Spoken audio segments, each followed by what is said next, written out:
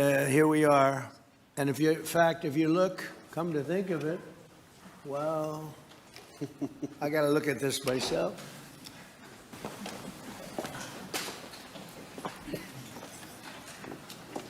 Wow.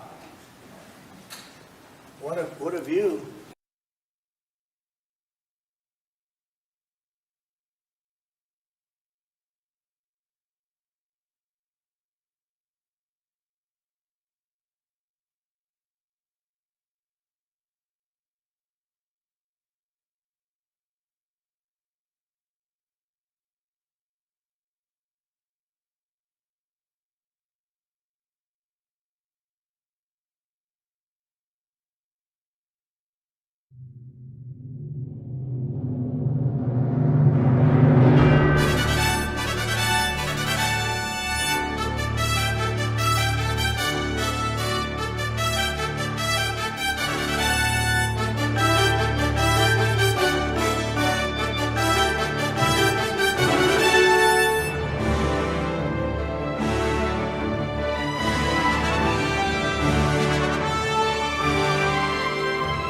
In a world of deceit, telling the truth is a revolutionary act. It's the David Knight Show.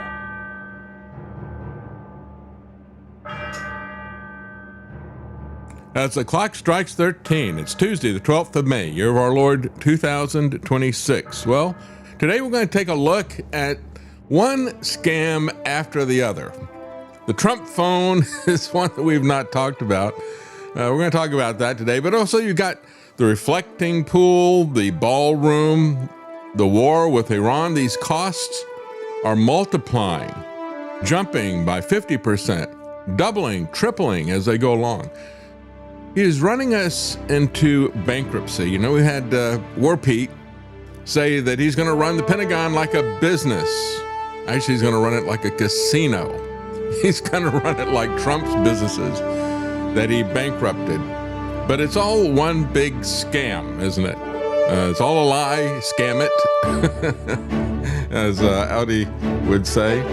And we're going to take a look also at the peace board, which we haven't spent a lot of time on. I want to take a look at what a horrific, globalist, tyrannical structure of self-worship this tyrant and dictator and criminal fraud Donald Trump has set in place. We'll be right back.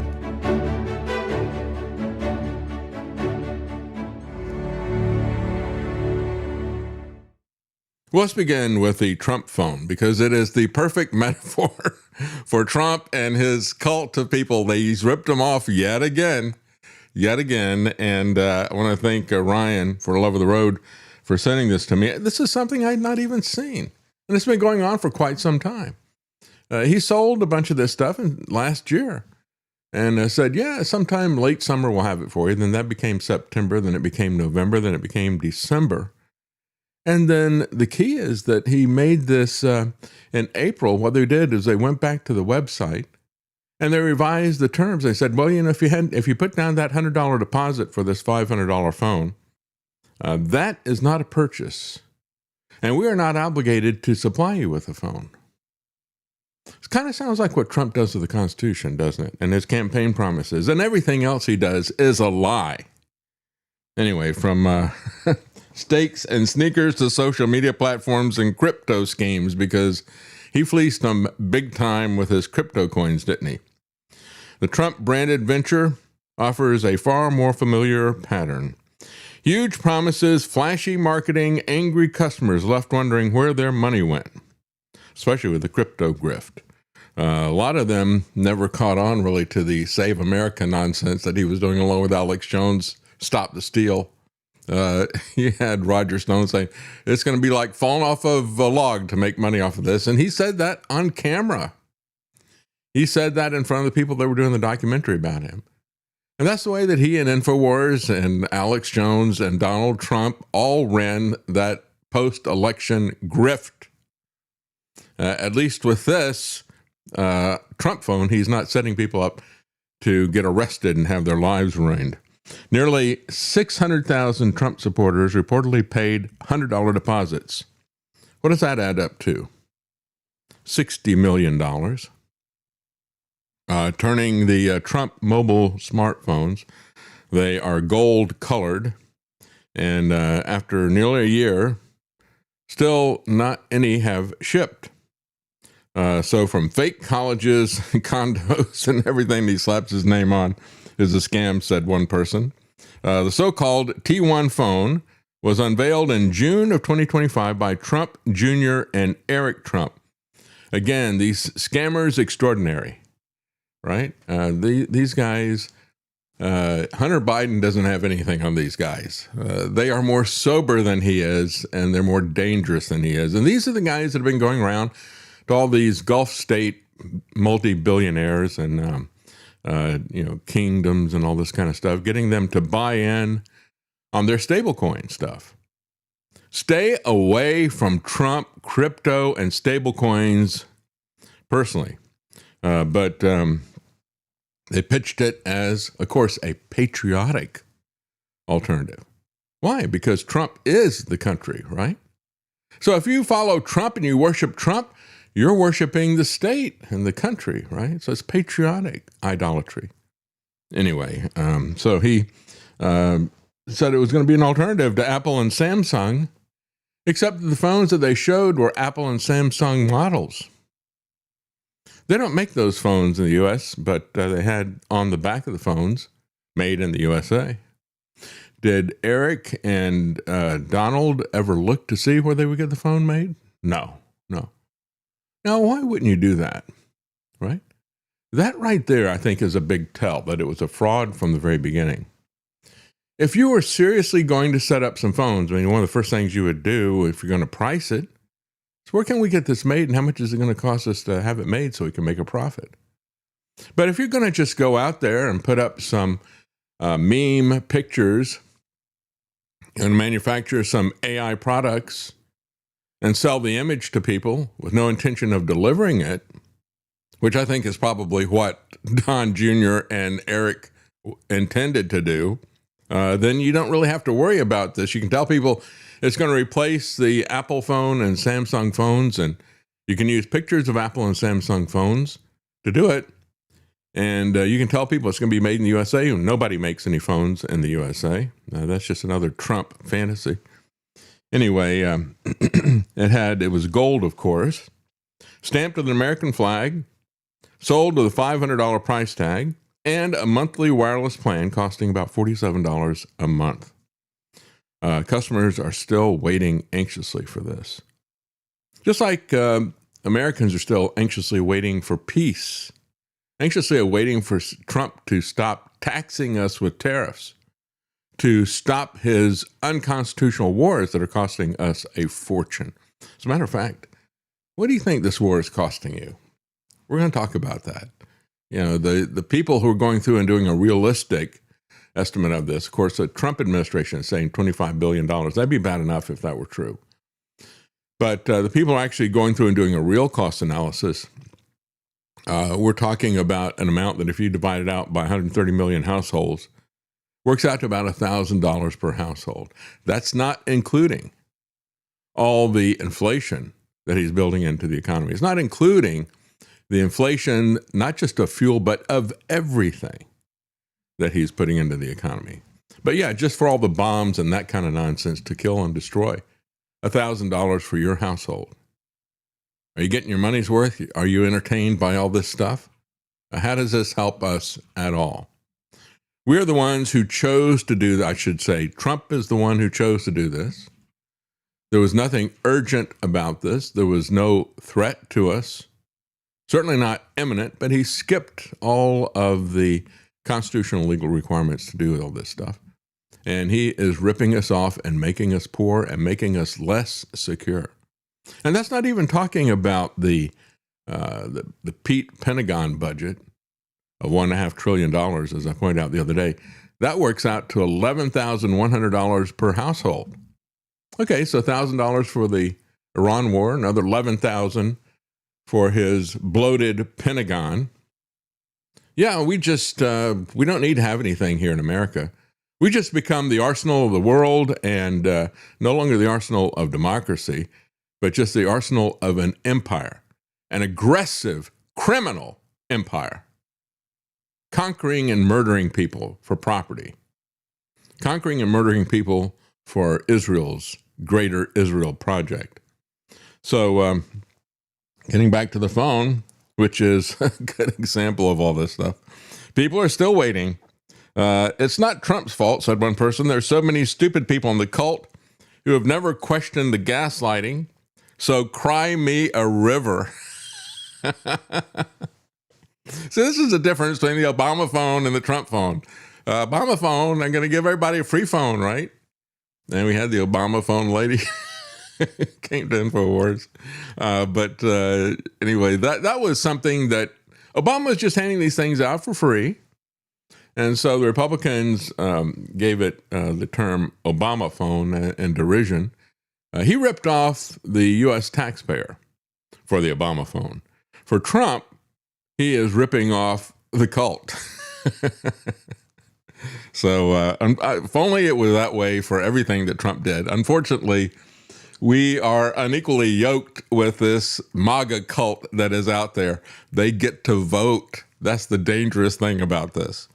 The original delivery promise of late summer 2025 became November, then December, then sometime the first quarter of 2026. When that passed in April, they changed and revised the terms.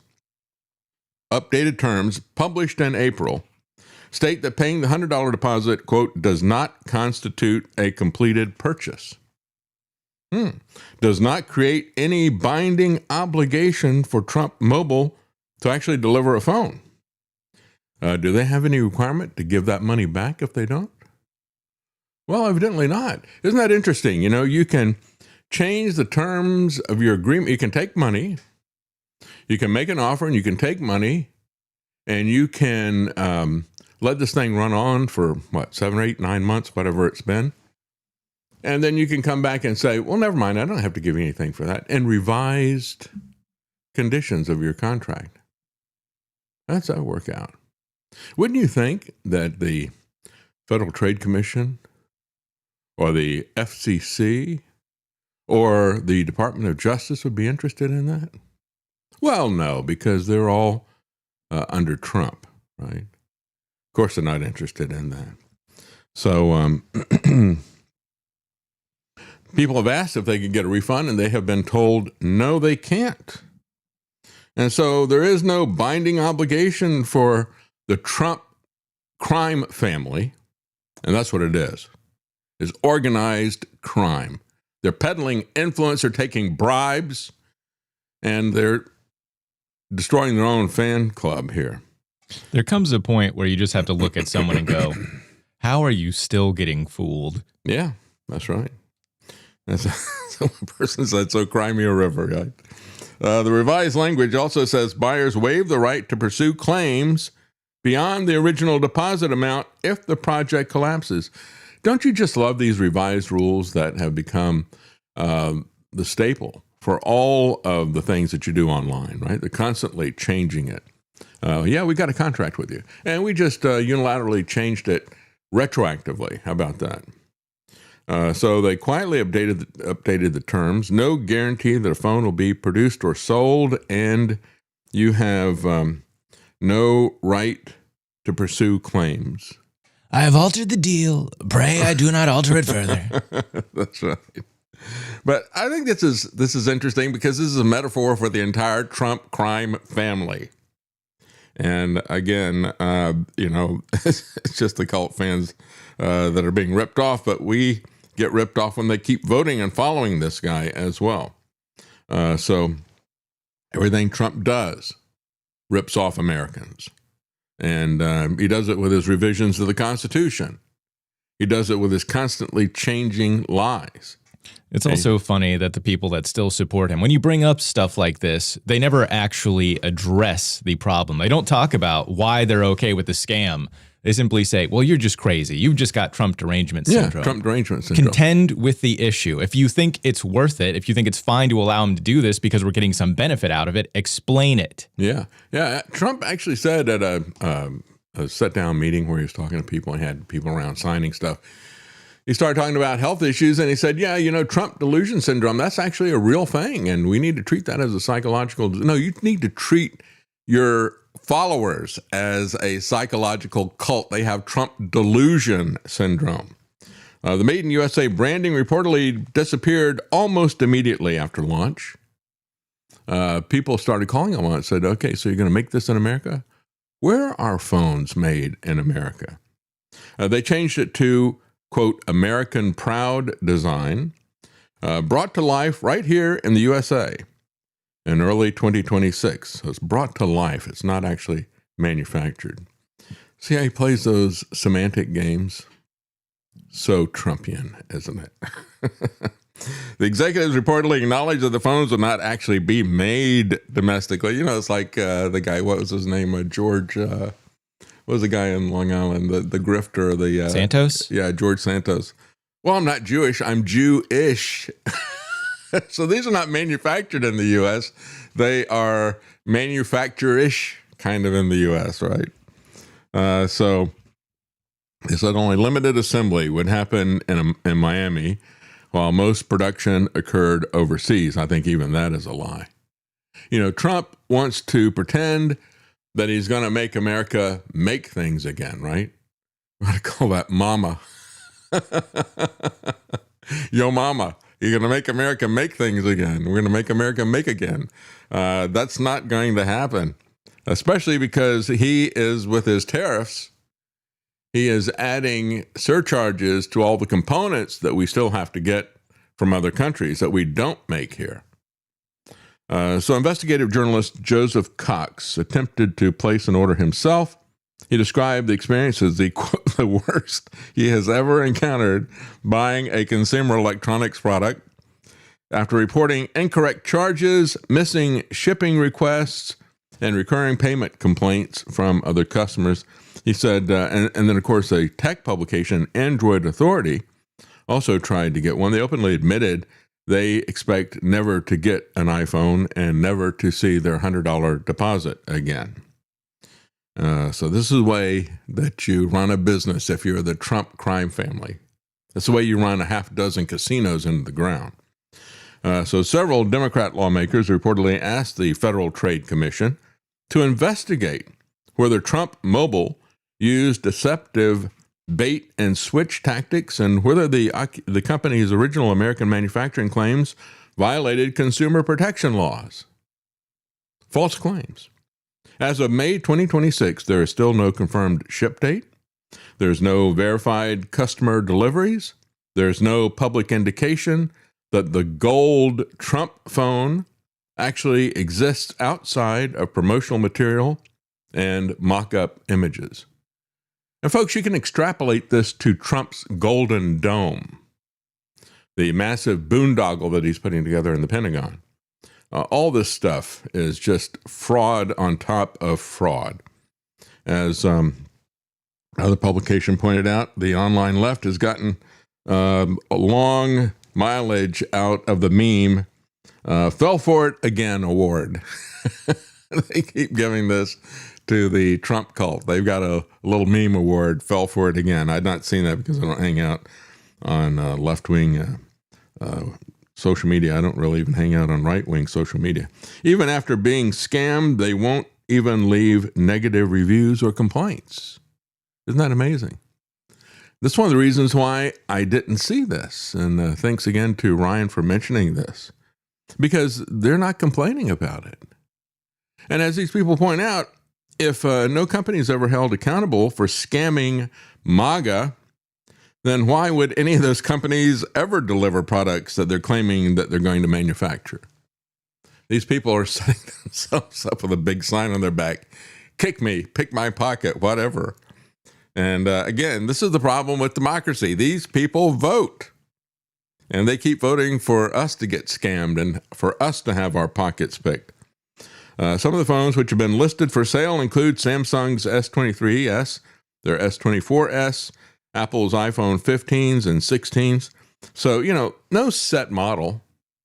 And it's going to be an alternative to Samsung and Apple, except they show Samsung and Apple. It's another indication of deliberate fraud. Trump Mobile ended up being so much of a scam that they even scammed NBC News out of their money. They ordered a phone and they paid the required $100 deposit. NBC News wrote an article about it saying the Trump mobile phone is nowhere to be found after months of delay. Trump Mobile has posted conflicting photos of the phone. They have scrubbed mentions of the Made in the USA promise and so forth. Again, it was just a meme. That's why they're putting up different pictures of this, right? There's the meme, okay. Make America Great Again, and he's giving them awards. Fell for it again award. I had not seen that. That's good. NBC put down their $100 payment for the phone. They said that would enable them to track the development. But after that, nothing happened because there's no development. So I guess NBC News gets one of those awards as well. So they received no proactive updates, they said. Then when they made 5 separate calls to chase the whereabouts of the device between September and November, they were offered a delivery date of November the 13th, which was then delayed to the beginning of December. And as of this article, which is an old one, as of December the 6th, which is when this article was written, they still have not gotten their phone. And now, as of April, the Trump administration has quietly changed the terms to say, well, you didn't really buy anything, and we're not going to give you your money back. How about that? Well, let's take a look at what is happening with the Trump administration in terms of their piracy. Trump started making statements yesterday saying that he's thinking he's going to make Venezuela the 51st state. This guy is a thief. He's a pirate. He's a murderer. It's disgusting what he's doing. Maybe he relates to Genghis Khan, except he spells it C-O-N. Genghis the con man. That's no authority for any of this stuff. And I got to say, whatever happened to Canada becoming the 51st state? We just forget about Canada. We go to Venezuela. Maybe we'll make Greenland 52nd, right? This is the lunacy of Trump. And this is the red meat that he throws out there for all of us. And I'm talking about it, but I'm talking about it because I want people to see what a fraud, a con man, a criminal, a liar, a thief, a murderer he is. Trump is now seriously considering a move to make Venezuela the 51st state. Trump has not ruled out military intervention when it comes to Greenland, however. And so think about this, where does he get this authority? Well, he doesn't have any authority. Has the Constitution stopped him from starting wars? Has the Constitution stopped him from unilaterally declaring and constantly changing tariffs? No. He doesn't have any authority to do the tariffs. He doesn't have any authority to set the rates arbitrarily, to change them every day. He doesn't have any authority for anything that he does. And yet he does it. And he gets away with it because the Republican Party is running cover for this guy. And because these people who bought the iPhone from him, the Trump phone, the golden phone, they're running cover for him as well. And let's just talk to these MAGA idiots for a second. You fools out there who think that Trump is going to do something about immigration. What happens when he makes Venezuela the 51st state? Have you thought that through? Tell us about the 4D chess behind all of that kind of stuff. Give me a break. How can people be this dumb, this stupid, this foolish, this lacking of discernment about this crook and this criminal? We could see this guy back in the 1990s. We could see who he was. I mean, they made patterned Biff after him in Back to the Future. And we've had villains patterned after him, one after the other. I even think if you go back and look at the villain Kingpin and Daredevil, I mean, he's, don't tell me that's not based on Trump. Everybody sees his personality. It is very unique. Fortunately, I'm glad you don't have a lot of Trumps out there, but he is cloning a lot of people. They're just like him. And so, let's just make all the Venezuelan people, let's make them all citizens. We love all these Venezuelan immigrants, don't we? The Tren de Aragua gang, all these other people. We love that little guy who came in as a squatter. Remember that? He was from Venezuela. They told us, well, I don't know if it's true. I don't know if anything the government tells us is true. They told us that he was part of Venezuelan intelligence, but yeah, let's make them all citizens. And it's better yet, let's put them all on welfare. That'll pacify them, right? Just like universal basic income. You put them on welfare, now you control them. They'll be happy to take money from you and I, just like the Pentagon is happy to take money from you and I for their pointless wars of aggression. So the oil that's coming out is enormous, said Trump. The biggest in many years. And the big oil companies are going in with the biggest, most beautiful rigs you have ever seen. And they will make all the money from it. And then we will get the Venezuelans as voters and as welfare recipients, right, if he makes this 51st state or whatever he does with that. But understand, our government today is nothing other than a kleptocracy. Government by the thieves and for the thieves, done with piracy. So Trump didn't rule out the possibility of American boots on the ground. He has suggested the U.S. military assets would protect Venezuela's vast oil infrastructure. So that's it. You know, we spend our money for this lavish Pentagon foolishness, and we use it to defend the investment of these big oil companies. That's a deal, isn't it? Yeah, that's exactly what has been going on for a very long time. That's what Smedley Butler said. He said, yeah, I fought in the Marines, and I realized that I was fighting for the United Fruit Company and some other large American corporations. I realized that war is a business, right? The business is organized crime, what they called then as a racket, right? Racketeering. That's what the business is. And of course, as I played for you last week, Pentagon Pete has put out his video talking about how he's going to run the Pentagon like a business. Well, it's been run like a business for a long time, unfortunately. A criminal enterprise is how it's been run, and he's going to keep doing that. So Trump says, we're in the oil business. Yeah, just like we are in the phone business, right?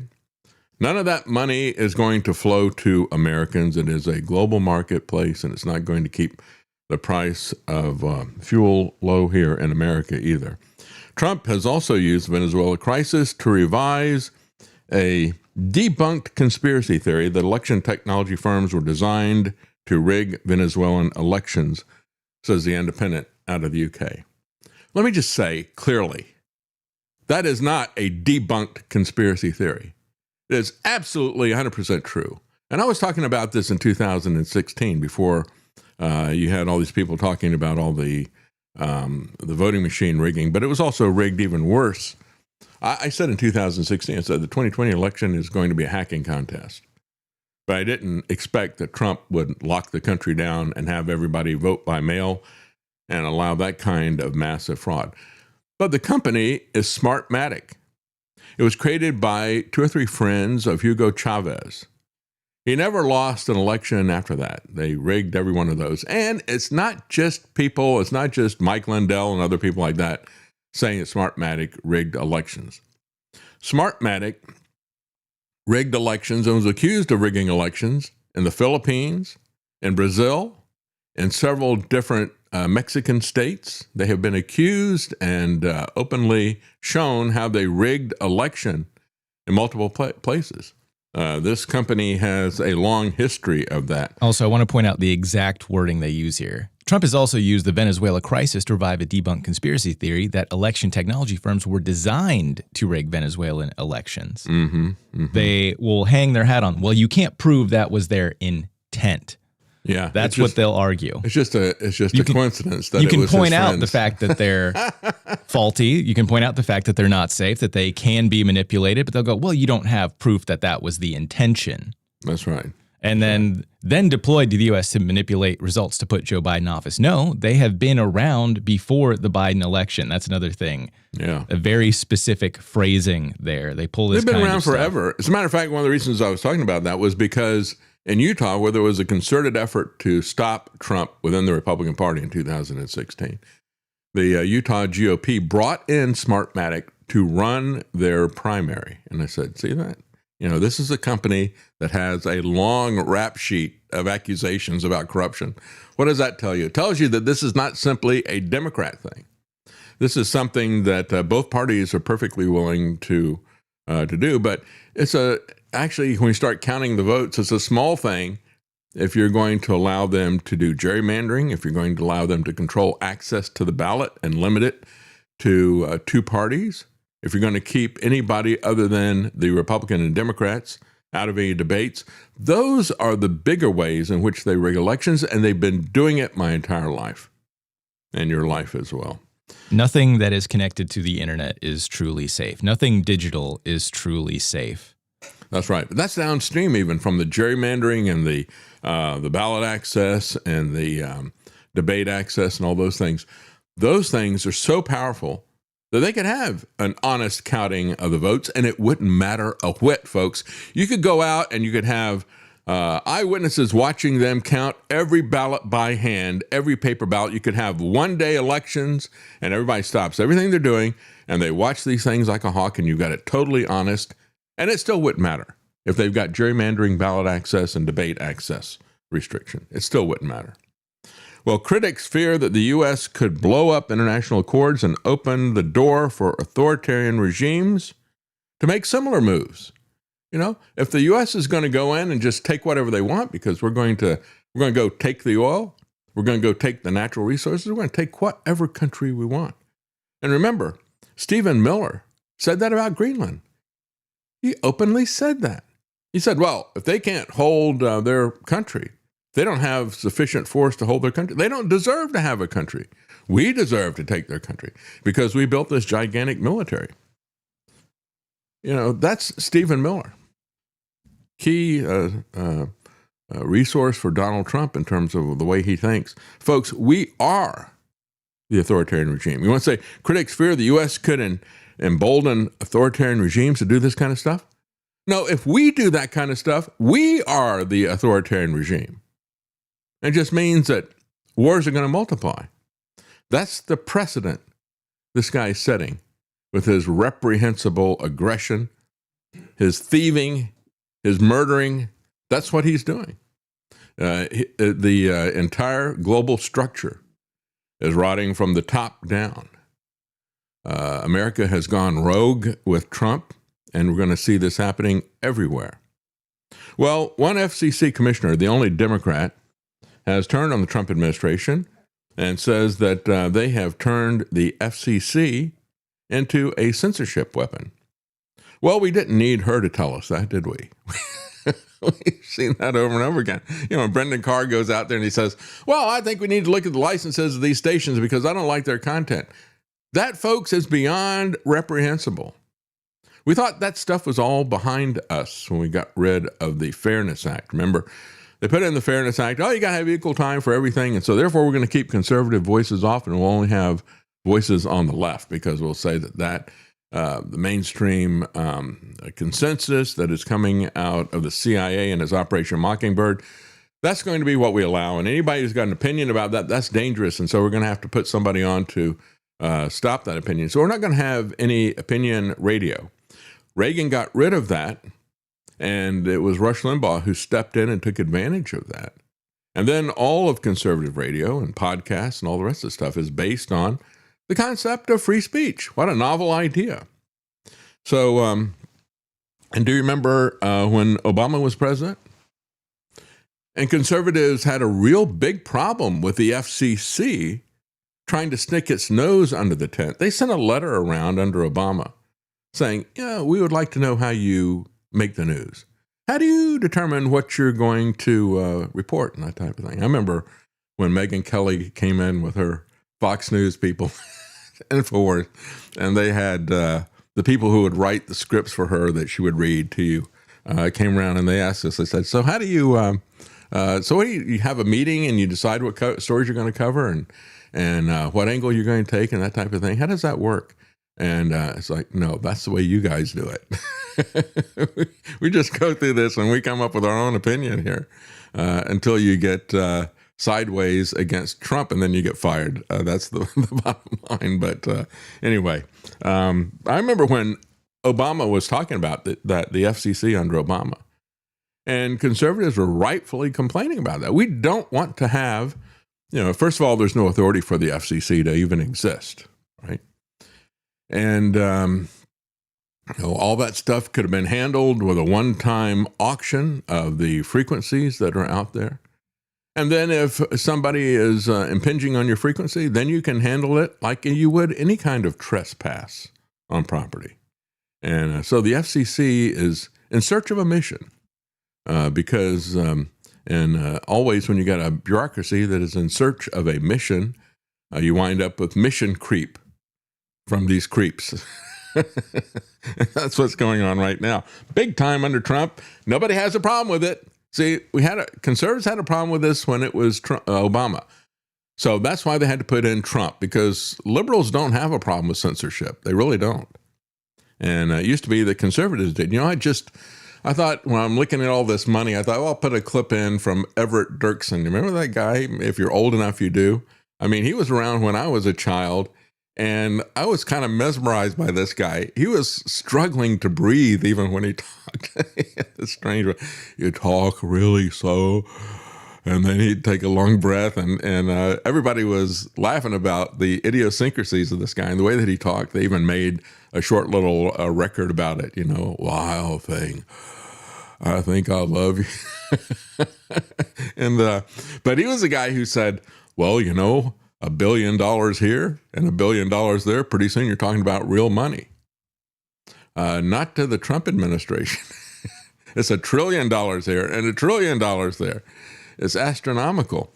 And when I looked at Everett Dirksen, some of the stuff that I came up with when I did a search on him, speeches that he gave and phone calls that he had with LBJ, he was the traditional Republican, a Taft Republican.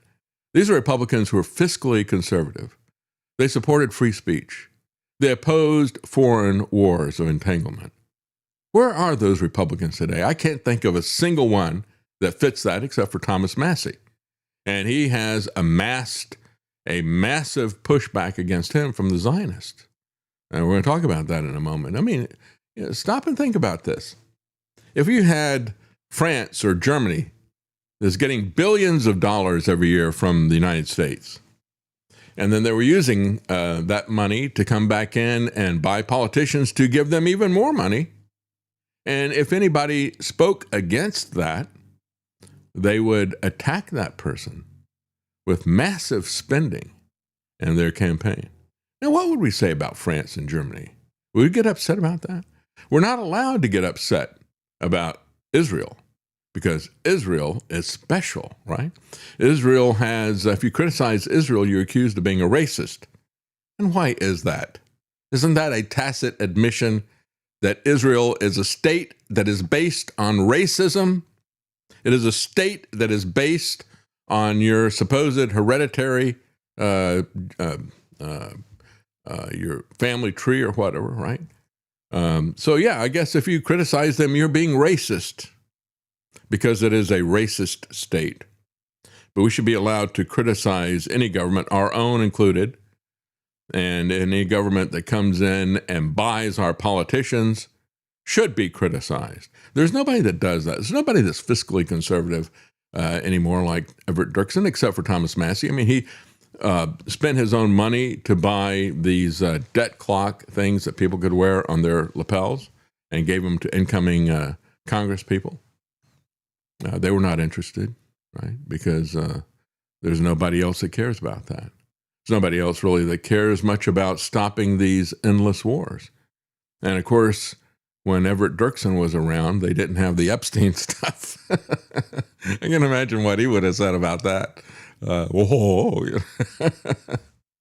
Wouldn't even occur to him that such a thing like that could happen. Anyway, when you look at the attacks against ABC, against Wall Street Journal, against anybody that does CBS, for example, when he didn't like their editing. He thought it made Lala Harris look too good. Well, that's the way editing works.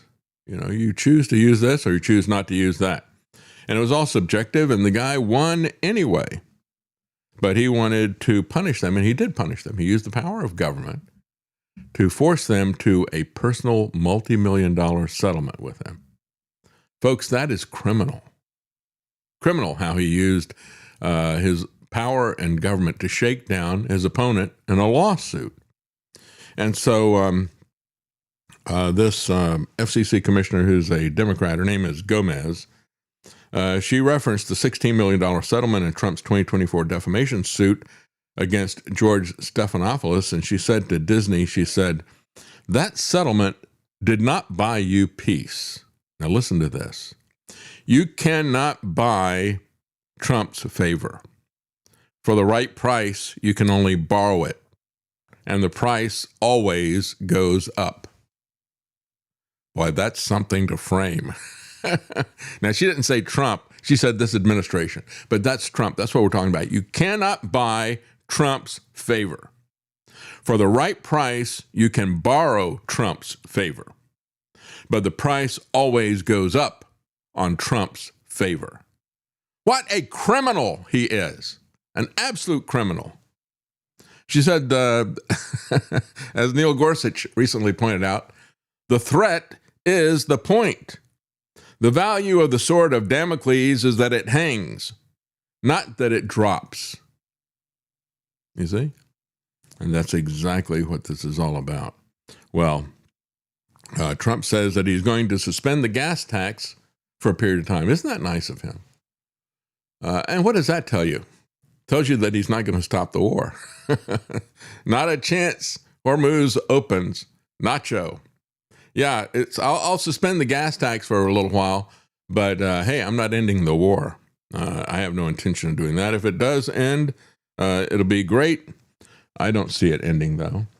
He's not going to end his war of aggression. It's the same way that all these MAGA-tards were saying, well, look, he's going to put in the tariffs, but he's going to get rid of the income tax. Like, no, he's not going to get rid of the income tax. He says he's going to make the tax breaks that he put in 2017, he's going to extend them. He's going to make them permanent. That means that he's going to make the income tax permanent.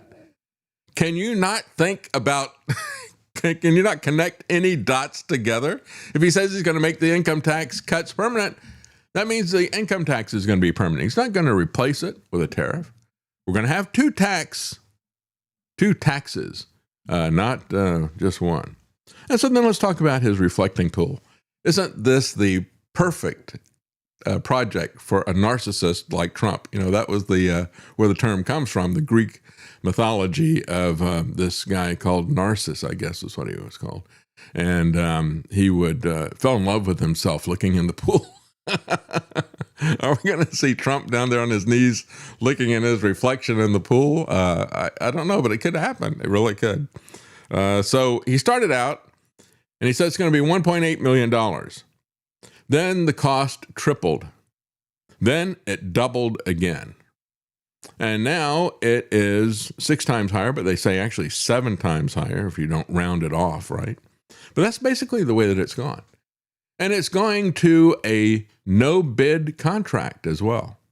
It's something, some people, a company that he's done business before with.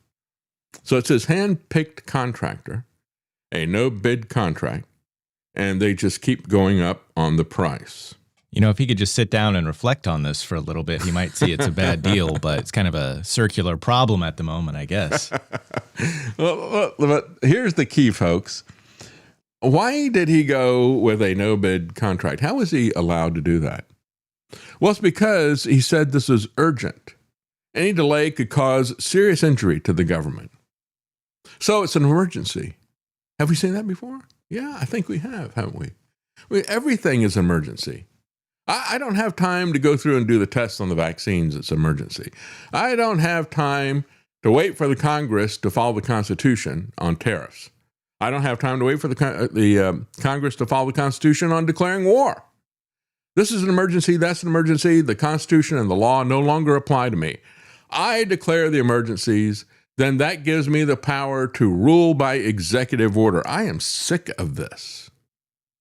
I am sick of this. Mr. President, they've just launched the nukes. Quick, get me to the reflecting pool. Yeah, it is a reflection on Trump, isn't it? Public contracting records do not say why the contractor's costs increased so sharply on Friday? Why is it now 7 times higher than it was at the beginning? The company, Atlantic Industrial Coatings, did not respond to questions about the increase. But the government documents obtained by the New York Times show that the contract's current value matches down to the dollar an offer that was submitted to the government by the Atlantic Industrial Coatings in the middle of last month. That offer included a 20% profit margin, the documents show. So have they been ramping this up on their side, or was Trump lying to people? Did he know what the price was going to be in advance, and he just lowballed it to the American public? Does anybody care? As a matter of fact, you got Bill Maher and John Fetterman together talking, and they're defending Trump's ballroom and the cost of it. Listen to what they said. They said it's just couch money. Let's not worry about this. $1 billion here and $1 billion there. Pretty soon you're talking about real money. And that also applies when you're talking about hundreds of millions of dollars. But these guys, these supposed Democrats, love Trump's ballroom. Why is that? Folks, it's because they're Zionists. Bill Maher, John Fetterman, Alan Dershowitz, these people who have been hardcore leftist Democrats and still are on all these issues, they support Trump because of one reason. Because he is the Zionist chosen goy. He is the one that they can control. And he has offered himself as a prostitute to them several times in public, in speeches, Yeah, Congress used to be owned by you guys, and rightfully so. You should own them, but they're just not delivering for you. Get me in, and I'll do everything that you want. And that extends even to Democrat politicians, to Democrat entertainers, to Democrat lawyers. They're all pro-Trump if they're Jewish. How much has the Iran war actually cost? Well, a lot more than the $25 billion that they're lying to us about. It's just like the pool, right?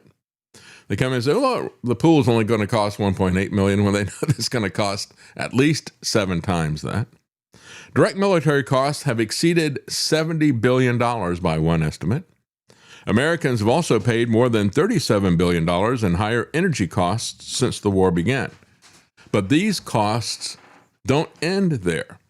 They stack and they multiply on each other. As I said before, when you raise the price of oil, it's like putting on a massive value-added tax.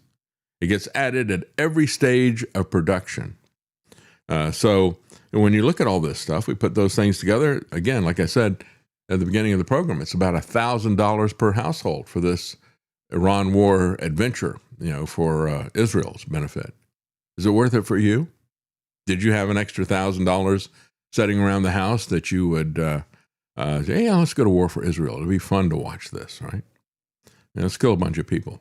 How about the $11,100 that will work out per household for the $1.5 trillion Pentagon Pete budget? No, that's nothing to worry about either, is it? Trump administration says the first 2 months of America's war with Iran cost taxpayers about $25 billion. But they always lie, whether you're talking about a pool or a ballroom or a war.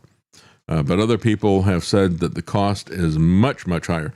Stephen Simler, a journalist who founded the Security Policy Reform Institute, in a Substack post last week, estimated that the war had cost nearly $72 billion in its first 60 days.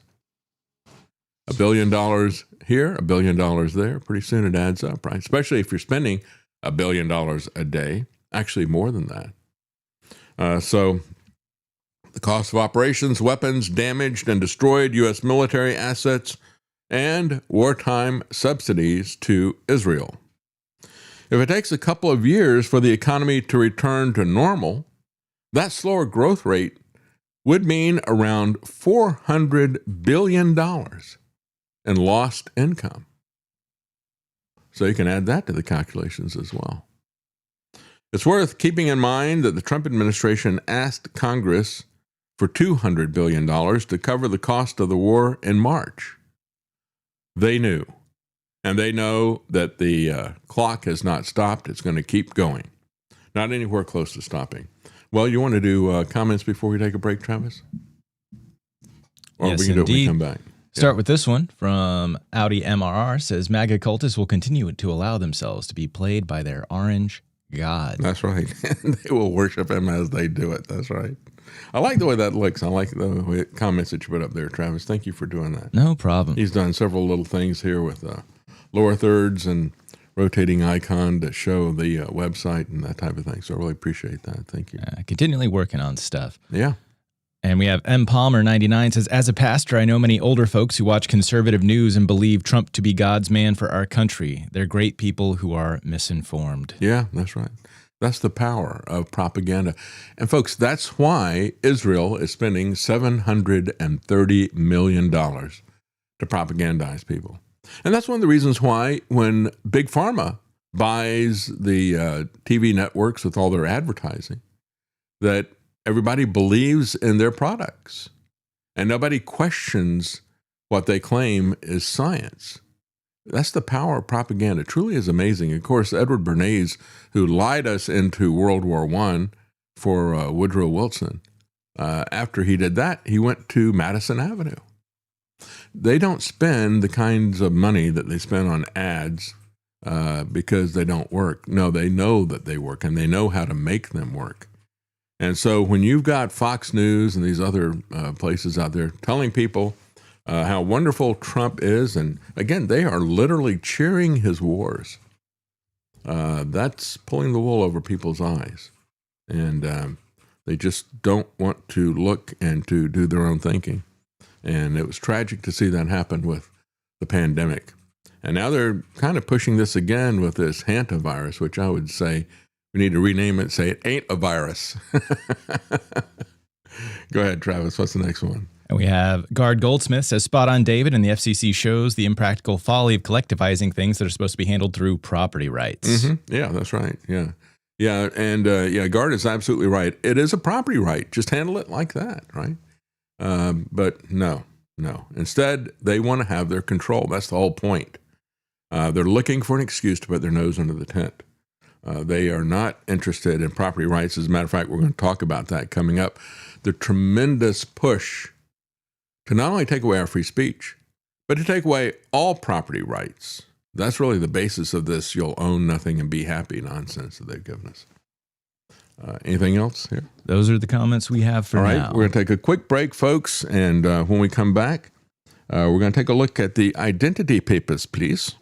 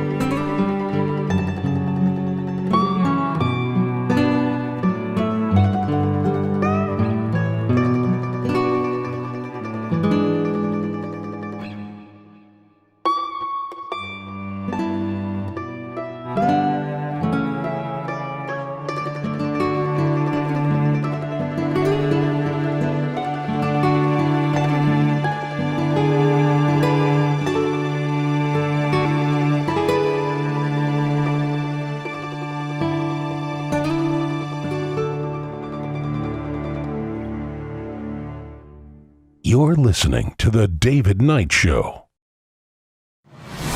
APS Radio delivers multiple channels of music right to your mobile device. Get the APS Radio app today and listen wherever you go. See your papers? I don't think I have them on me. In that case, we'll have to ask you to come along. Wait, it's possible that yes. Here they are. The hallmark of authoritarian governments. Come along. Your identity papers, please. then we shoot the man in the back who is no threat to us. Yeah, that's where we're headed, folks. Surveillance tools intended for border control are being used against Americans. How many times have I said? James Madison said, the instruments of defense abroad will be used as, the means of defense abroad will be used as instruments of tyranny at home, right? Well, the means that we use to defend ourselves from people coming from abroad are going to be used as instruments of tyranny against those of us who live here, right? Who are domestic here. I have to say, you know, when you look at what the government is doing, and again, this is an article that is from Reason, talking about a particular app called Mobile Fortify. And so it is there to track the movements of individuals, including protesters. The article points out the government is using these surveillance tools to target individuals based on political beliefs and affiliations, among other things. And so, again, whether or not you agree or disagree with government immigration, that is beside the point. It is not a crime to protest government policy. It's not a crime to protest the government, period. That's protected speech under the Constitution. And of course, conservatives used to understand that when it was turned against them on January the 6th. We had a lot of people who were peaceful protesters. It was mostly peaceful, as many people say, right? Well, whether it was mostly peaceful or not doesn't change the fact that people who were there and didn't engage in any violence were punished nevertheless. And those people were exercising their constitutional rights. I'll never forget Sam, who worked for InfoWars at the time, when he got into trouble as with all this January the 6th stuff. Alex fired him, but rather than stand by him. But, you know, that's what he did to his supporters as well. But Sam actually worked and did what he should have done. Instead of just hanging around Alex and being part of his entourage, what Sam did was he took his camera over and he was filming what was happening. And he went into the building there.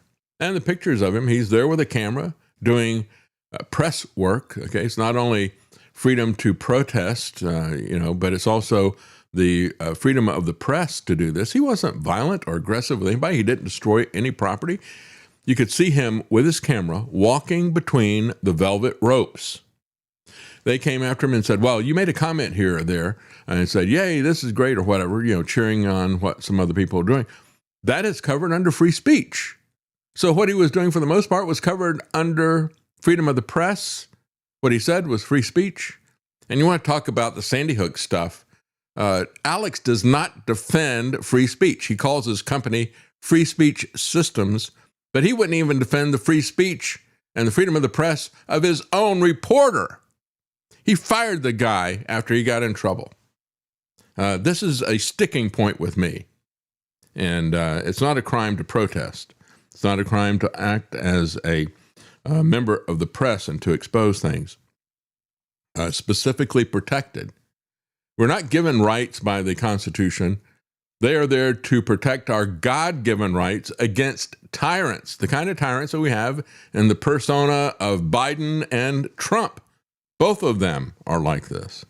And so now the GOP is ramping up what Biden did to the January 6th protesters. Remember, we talked about the fact they used geofencing. Show me, based on phone data, who was there in that area, and I'll track them down. And then Bank of America comes in and says, hey, I've got records. I can correlate records to anybody that used their Bank of America credit card to buy a gun. Then we can say these people are dangerous as well because they exercise both the First and the Second Amendment. They should go to prison. Well, it goes without saying, says Reason, that any tool or power that government acquires for addressing some crisis of the moment will eventually, often almost immediately, be deployed against the general public. And so it is with this border enforcement and the crackdown on immigrants. In the battle against illegal immigration, the U.S. is spending hundreds of millions of dollars on tools that give federal agents easy access to home and workplace addresses of American citizens, gives the government their social media accounts, their vehicle information, their flight history. their law enforcement records, other personal information, as well as data to track their daily comings and goings, says the Wall Street Journal. The article from the Wall Street Journal opened with a story of Liz McClellan, a Maine resident who photographed federal agents participating in an immigration crackdown. Agents went to her home and they told her, "This is a warning. We know you live right here." Folks, this is straight out of Nazi Germany. This is straight out of Casablanca or something like that. Why can't we see this? Again, the rights to due process and all the rest of the stuff that they are trampling on with people who have committed a crime by coming to the U.S. illegally. And I agree. But let's make this proportional. And let's also give them due process. Because if you're going to take away the due process of somebody who commits a crime by coming into the country and saying the Constitution only protects the due process rights of citizens, no, that is not the case. It is about everyone, whether they are an American citizen or not, is created in the image of God. And that is the basis for our rights. Anything else is a government-granted privilege that they allow. And so if we say this only applies to citizens, you've just eviscerated the whole concept of human rights. You've eviscerated the whole concept of the Bill of Rights. You've eviscerated the concept of America and the Declaration of Independence. So she was well within her rights to record federal agents, but they went to her house because she had recorded them. And we've seen people talk about this, and we've seen video of it where they go up to somebody and say, "All right, I got your picture now." And this is talking about the app and how they use that. It's intimidation. She was within her rights. Courts have protected a general right to record law enforcement when the officers are performing official actions in a public space, such as a street or a park. This right is protected under both freedom of speech as free expression and as freedom of the press, the same thing that Sam was doing in the Congressional building or wherever it was. Where was that? That was in the House, I guess is where it was. It's protected under both freedom of speech and free expression and freedom of the press, which includes protection for gathering information about the government and sharing it with other people. Right? That's what it's about. That's what actually, the press is really supposed to be, what a journalist is really about. You're getting information, putting it in your journal, and then you're going to show other people what you found, right? That's what we call news. All the rest of the stuff is propaganda and PR. Federal officials complain that activists publish information about agents that impedes operations, but that's also a protected activity. The Foundation for Individual Rights and Expression, FIRE, points out, quote, "Government officials and employees don't enjoy special immunity from doxing. To the contrary, the power that they exercise makes it even more important that people be free to criticize them and to disclose information that holds them accountable." They're walking around wearing masks. Now they're going to be putting on glasses that hide their eyes, but at the same time, these glasses will be part of a biometric scanning front end that is going to then work with AI to collate across multiple databases that are no longer siloed apart from each other, and to create a comprehensive, omniscient police state. So the feds are just trying to intimidate McClellan to get her to stop her constitutionally protected monitoring of government operations. Well, they've killed people for that and got away with it, calling the people terrorists.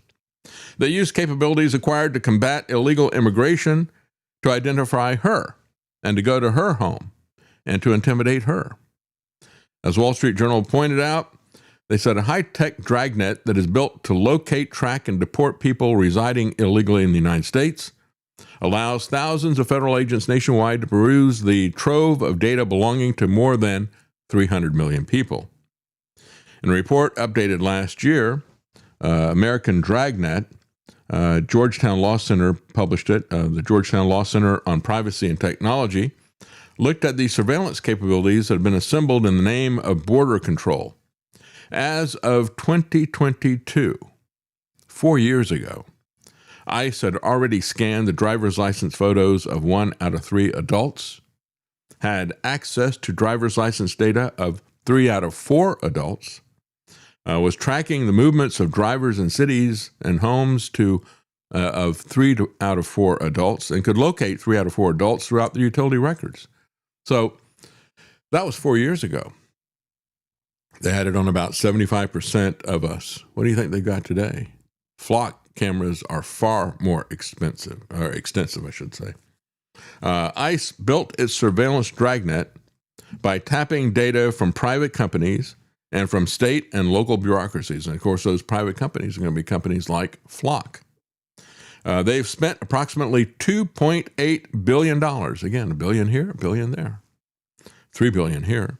Between 2008 and 2021 on new surveillance data collection and data sharing programs. But again, don't you dare take a picture of them. You would be doxing them. What a joke. When they do this to us and they want to complain that we are doxing them, hey, pal, you need to be doxed. Everybody should be wearing their name on their lapel, and they don't do that either. And so the report referenced a contract with Palantir. Yeah, Palantir's been around quite a while. As a matter of fact, here's Jeffrey Epstein telling his pal in the Israeli government, Ehud Barak, about Palantir. You need to get on board with this and, hey, buy into this and use them and so forth. He thought there was 2 cyber companies. Look out, and even though I know Peter, I've never met Peter Thiel. And everybody says he sort of jumps around and acts sort of strange, like he's on drugs. Smoking, yeah. He looks there under drugs. However, he has a company called Palantir, Pallen, Tier. Palantir is Peter Thiel's company. And look out. Palantir, Palantir? Yes. He misspelled it. Thiel. Thiel. LLY. No. Thiell. Okay. These are the people who seek to rule us. They can't even spell. Palantir. Peter Thiel is one of the best. I've never met him. He's going to come here next week. He's coming next week. After I talk to you. He and Andreessen, it's called Andreessen Horowitz. Andreessen Horowitz, they pay Larry $1 million a year just to advise them. Andreas and? Andreessen. Yeah, these guys will not do too well in Jeopardy. And But, Horowitz. they put us in jeopardy. Howard. Horo. Horowitz. What they are? It's a lobbyist. What they are doing? They are the biggest venture capital people in Silicon Valley. Well, bigger than Sequoia or Kleiner Perkins? These are the new Kleiner Perkins. Everybody, these are the smart boys. Mm-hmm. So those 2 companies right away, in terms of, I said that we need now, in the next 3 weeks, if you're going to leave. Yeah, again, put your money on this. I got an inside tip for you. They're going to make money as they build a digital prison for us. And again, this is coming out now because it revolves around Jeffrey Epstein. And it gives us a glimpse into the corruption that is there. As a matter of fact, you had Chem.com put this out. I love this. It's a flying saucer circling the White House, and it's trailing behind it one of these signs you usually see behind an airplane, which says, release the Epstein files. Here, I'll play it again for you. I love this. Well, it'll all be a lie. The UFO files will be a lie. The Epstein files will be a lie. The JFK files, the 9/11 files, they're not ever going to tell us anything, folks. They intend to know everything about us. We're forbidden to know anything about them or their Gestapo. ICE. You're going to rename it NICE. Yeah, that should fool everybody. It'll fool their people. Only their supporters are stupid enough to think, oh, well, yeah, it is nice, isn't it? I'm not going to look at what they do. So, again, they're contracted Palantir to track people's movements with near real-time visibility. Yeah, they've been working on geospatial intelligence since the late 1990s, and now they can do it real time. So anyway, that contract that they had with Palantir is now expanded to provide federal agents with what they call enhanced leads identification and targeting for enforcement. That spells elite. Like Jeffrey Epstein, Ehud Barak, and Peter Thiel. Elite and Palantir and Alex Karp, which, by the way, Alex Karp, Listen up, losers. Stop pretending it's a democracy. We run things. Give up the illusion, and in exchange, we will bring you order and efficiency. Yes, we'll own you. But do you really want to be free? Trust us. We know what to do. While Silicon Valley was feeding you dope and free email, we built the architecture of empire. Welcome to our world. We aren't here to protect your privacy. We are here to enforce supremacy. We are the ledger now. Every tax return, every Medicaid file, every license plate, every crossing. Your president signed it into being with a pen in March. You kept scrolling. Your politicians are empty vessels. Your civil liberties are a liability. We are done pretending all cultures are equal. We know who the elites are, we know what we are building, and we demand that you applaud the billionaires taking the reins where your fragile democracies have failed. Welcome to the technological republic. You can stop scrolling now. We already have everything we need. Try to unplug us. We dare you. Now get the f*** out. yeah, and they've even got an app that they call Elite, right? We are the elites. We will control you, and we'll do it through this app, and we'll do it saying that we're protecting you from all the illegal aliens that are coming here, while Trump says, oh, let's just make Venezuela the 51st state. Do you see it? How can I get people to see this? According to one Homeland Security publication, it said when ICE agents or officers encounter an individual or associate with that individual or associates of that individual, they will use the Mobile Fortify app installed on their government-issued device to take a photograph. The photograph is then sent by the application to Border Patrol's Traveler Verification Service. And that is then redacted, something else about that, as well as the seizure and apprehension workflow that contains the biometric gallery of individuals for whom Border Patrol maintains derogatory information. The app also performs contactless fingerprint checks. CBP saves the new photographs and fingerprints taken using Mobile Fortify for 15 years, says DHS. Well, there you go. It's kind of like a life sentence, right? Epic, the Electronic Privacy Information Center, warns that ICE is currently using the Mobile Fortify app in the field to identify anyone they happen to encounter and want to identify. And again, that's why you see the pictures of them going up and saying, now I got you, I hate a country like this. I despise this American government. I despise Donald Trump. It needs to be overthrown, folks. One way or the other, we've got to stop these people. This is rank tyranny. It is classic dystopian tyranny that they're putting in place. Just like that AI version of Alex Karp. That is so incredibly spot on. That is precisely what they're doing. They can focus in on individuals, on vehicles, airplanes, vessels, addresses, phone numbers, firearms, all of it. They got a complete database on everything. In a case of predictable mission creep, says Reason, or we should say maybe creeps on a mission. Creeps like Alex Karp, Peter Thiel, J.D. Vance, their junior associate, all of these creeps on a mission. Against protests, it can be used against protesters like McClellan. Scanned protesters have lost their TSA pre-check. Oh, no. And their global entry status for travel. Oh, that's smart, right? It means the federal government is willing to identify and retaliate against people for exercising constitutionally protected rights. And folks, the Constitution is gone, but they swear to uphold it as a condition of their authority, which tells you they have no authority, but they have raw power, dictatorial, dystopian power that is getting worse by the day. And so again, we should identify them as the tyrants. They are the terrorists in accordance to their actions. That's how you know a terrorist and a tyrant. Agents can target their associates, said Vanderbilt's law school, Federal officers use a system called PinLink, which allows agents to geofence a specific area and identify all cell phones within its range, thus giving ICE the ability to track the movements and locations of these phones and their owners over time, which is what they did on January the 6th. It's interesting they called it PinLink because, as I've said many times, one of the reasons that they had what was it? I'm blanking out here. It was the committees, the Pike Committee hearing, and what was the one in the Senate that the Church Committee hearing?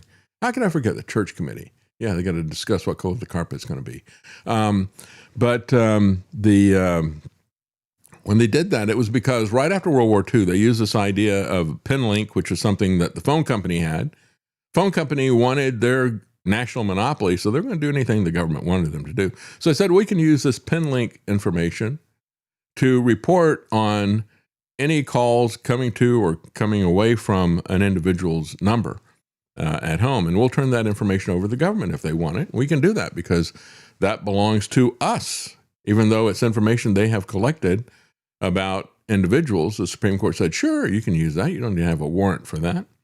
And so that PinLink thing has been at the core. It was a seminal, foundational thing that was set up to do warrantless searches. And now that has been extended to everything in public, including everything on the internet as well. All your internet service providers, all the people that you have, that you interact with in the applications, all of that, without seeking warrants. I've also got to point out that the whole the Church Committee hearings where they go in and say, we want your charter. We want to know what you're spying on. They go, hey, have you seen this really cool heart attack gun? Yeah, I know. The what now? Yeah, the gun that we can use to make it look like anyone died of a heart attack and it can't be traced back to us. Who knows what other kind of stuff we've got? That's right. That is a power move. That isn't something they did on accident. That is saying, look what we've got. Do you really want to dig too deep into this? Move on, Senator. And it's also the kinds of distraction stuff that Trump is a master at. You know, we get, it's kind of mundane when you're talking about people being spied on without a search warrant. But you start talking about the violence of a heart attack gun and everything. That gets everybody's attention. So they can use that to distract the public while they use it to intimidate the investigators at the same time. That's the same kind of stuff that Trump is using. I wonder, could Trump have some association with the CIA? You better believe he does, right? We had a string of people coming to InfoWars that were right-wing intelligence agents, supplying information to Alex and giving him sensational stories and all the rest of the stuff and moving the narrative. He did an Operation Mockingbird for the militarized part of the intelligence. People like Jack Posobiec is part of that as well. These people, there's a constant stream of people like that coming in to InfoWars, pushing these narratives. In direct violation of Carpenter versus United States, in which the U.S. Supreme Court held that mobile phone location data revealed so much about people's lives that under the Fourth Amendment, authorities need a warrant to access it from phone companies. They don't care. They just do it anyway. This is another hallmark of the lawless Trump regime.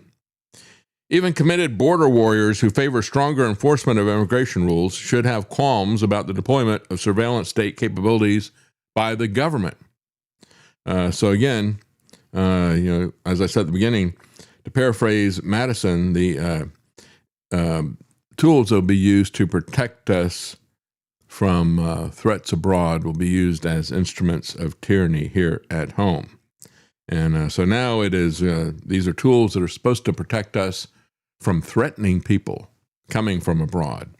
They'll be used as instruments of tyranny by Homeland Security against Americans.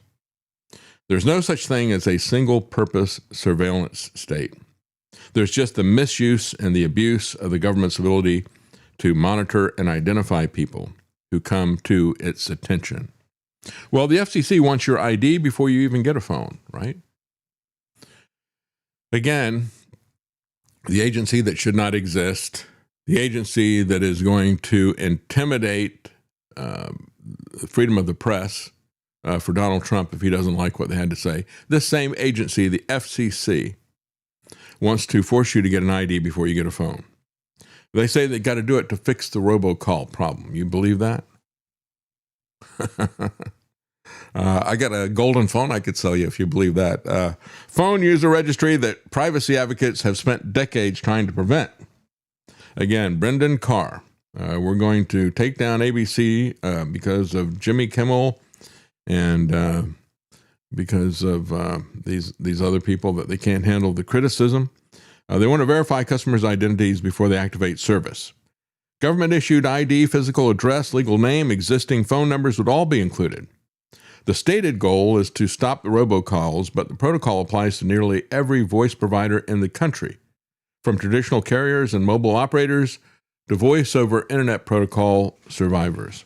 Not survivors, services. There will be survivors if they can get through any of this stuff here. So again, we cannot allow bad actors to infiltrate our U.S. phone networks, just like we can't allow these bad actors to infiltrate our borders. The framework borrows from banking's anti-money laundering rules. And where did that get pushed in? Oh, we had to do that for the war on drugs, right? And so all this know your customer stuff, that is now metastasizing to everything, isn't it? Because they want to end all anonymity. They want to end all privacy. So we got to have know your customer rules where you're talking about social media, or you're talking about anything that has to do with finance. Even if you're talking about AI, that's new bills that they're putting in for that, especially if you're talking about guns or 3D printers, now cell phones, right? Also travel. We got to know who you are, what you're doing. And we're going to set up a permission society here. So the FCC is asking whether carriers should retain identity documentation for at least 4 years after the customer leaves, or whether they should check customers against law enforcement watch lists again. So the real privacy stakes, writes Reclaim the Net, sit in the proposals section on prepaid service. Right now, you can pay cash for a prepaid phone and a SIM card without ever showing identification. Journalists use prepaid phones to protect sources. Domestic violence survivors use them to avoid being traced. And whistleblowers, activists, and anyone with a reason to separate phone activity from legal identity relies on this. Well, the government doesn't want there to be any whistleblowers, obviously, right? We got to stop all whistleblowers. We got to stop all protesters as well. And that's how you stop free speech. How you stop liberty completely. Well, before we go to break, we've got some comments here. That's right, we do. We're going to start with this one from Birdhouse Blues. They say in the old days, Joe Friday caught the crooks. These days, the government just uses a digital dragnet to make sure everyone's Friday is caught on camera. Well, these days, the government is a crook, so it's, yeah, you're right about that. Yeah. We have Flint Westwood. Billionaires only reach that level of wealth by selling their soul. Mm-hmm. Yeah. And Liberty Over Party says, my brother is a neocon propagandist. He loves aliens, but isn't concerned with the Epstein files. Yeah, there we go. Liberty Over Party. That's right. Well, we're going to take a break, and when we come back, we're going to talk about how these people intend to take everything from us. You know, we've heard over and over again, we'll own nothing and we'll be happy. Well, we'll find out how they're going to do that. We'll be right back.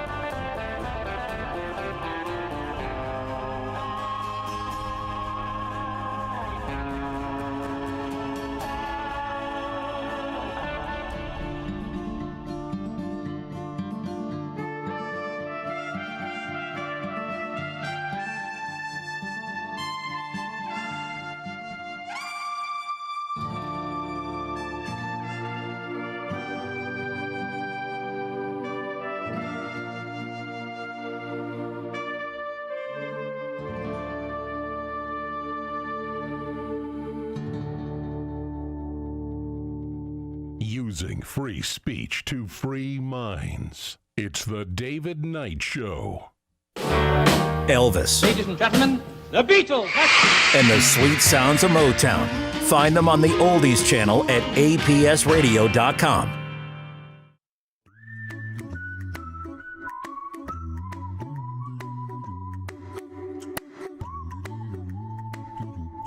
Here's a little song I wrote. You might want to hear it in your pod. You'll owe nothing and be happy.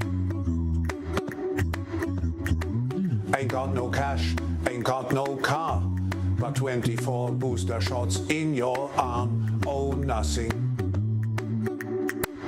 Be happy. You can't even buy shit in the store because of your low social credit score. Oh, nothing. Be happy.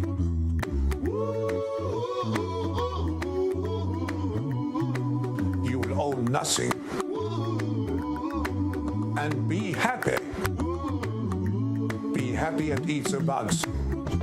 At the same time, we are witnessing rapid technological advances with many opportunities and with artificial intelligence rapidly transforming our Rapidly. and our lives. Dr. Breakthroughs Strangelove. from the fourth industrial revolution provide new opportunities for global prosperity and growth. All those factors will have a profound impact on the future of humanity, provided we are able to work together.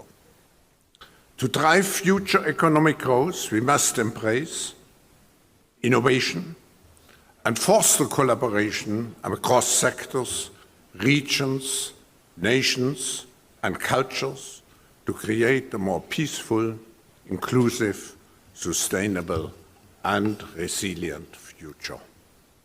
At this critical juncture, the active participation of all stakeholders is essential to ensure a sustainable development path. I'm delighted that close to 2,000 leaders from multiple sectors, representing some 80 countries and regions, have come to Dalian for this year's meeting. Don't you kind of miss this guy? I mean, he was such a stereotypical villain. He was he's the character that Peter Sellers created in Dr. Strangelove. You know, just imagine to see him at some point have to fight his arm to keep it from going up in a Nazi salute, you know. But notice what he was saying.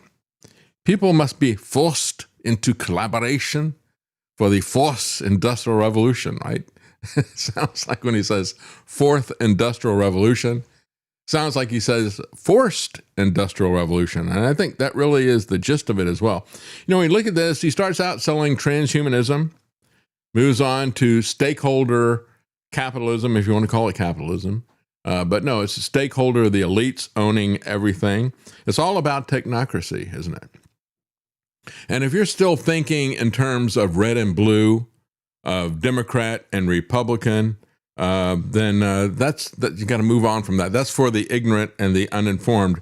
This is really what it truly is about. And it doesn't even break down neatly between the ideas of fascism and communism either. It's its own separate thing, technocracy is. So how governments and corporations and technocratic systems are quietly redefining ownership in the 21st century. In other words, how you will own nothing. There are periods in history, writes Milan Adams, there are periods in history when societies began to discover that the liberties they believed to be permanent were in reality conditional arrangements tolerated only while they remained politically convenient. Across the Western world, governments are quietly expanding the legal and administrative mechanisms through which private land can be reclassified, restricted, absorbed, or transferred in the name of infrastructure sustainability, climate adaptation, and economic modernization. Farming regions are now being surveyed for carbon pipelines. Financial institutions are purchasing strategic agricultural land at historic levels while policymakers openly discuss the restructuring of urban life around centralized digital systems, and all of it to control your movements as well. The number of citizens have begun to suspect that the modern definition of ownership itself is being rewritten in real time. And what do you call people who own nothing but are owned by their masters, right? Slaves. So again, really the path that we're taking to this, how do we lose ownership of everything? Well, first of all, we got a government, if you had an individual, and let's say that you've maxed out your credit card, and so your response is you're going to call up the bank and say, hey, can I get a higher credit limit? Well, they may give that to you as long as you are making your minimal payments, right? Paying the interest on it. I don't know. I've never tried that. I don't want to try that. But, they may do that. It certainly works when the government does that. The government maxes out its credit card and it just wants a higher limit, so they extend the debt ceiling. No problem. And people go along with it when they keep buying the government bonds because they're paying the interest on that.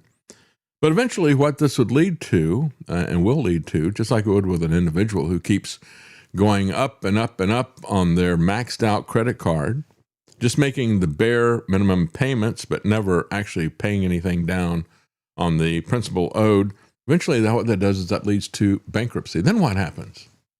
Well, they've been thinking about this, and they've been planning this for quite some time, and they've been making subtle, quiet changes in the background. Changes to the UCC code, the Universal Commercial Code, that is at every state level. And they've been changing the order of liquidation.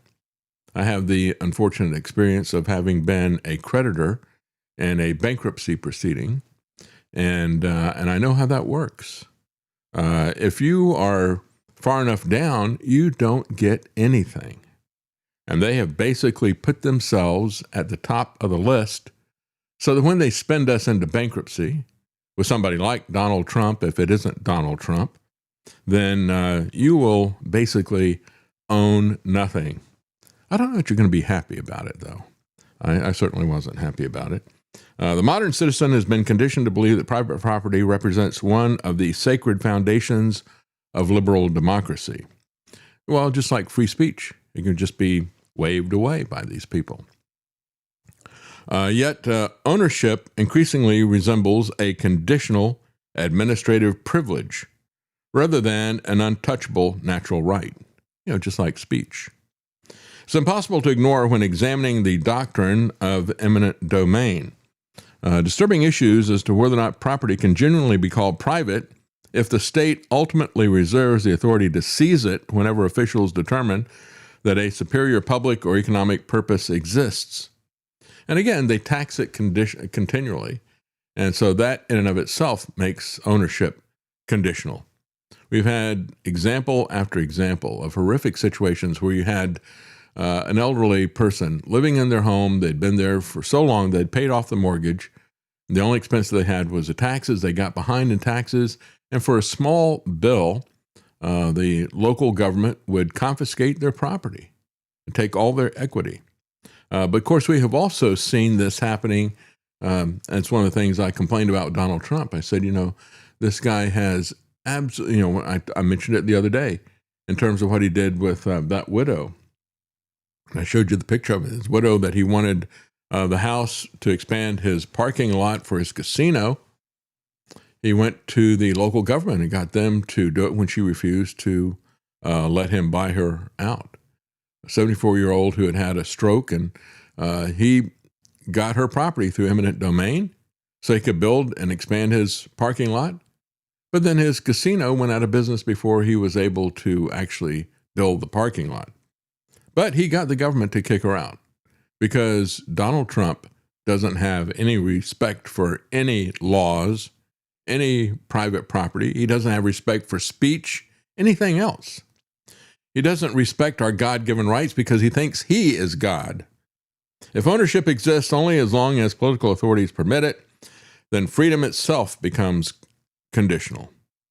Governments are now invoking compulsory acquisition powers for semiconductor manufacturing facilities, for renewable energy grids, for carbon capture pipelines. This is the thing going across the country. And guess what? You know, the people who are involved in those carbon capture pipelines, people like Doug Burgum, Kristi Noem, and the guy who owned the company, they were all there in Mar-a-Lago with Trump. I mean, they're there scheming as how they're going to divvy this stuff up, just like the scene from The Godfather where you got that one guy in Miami and he's got a cake that he's cutting, and he's handing out the pieces to the various people, right?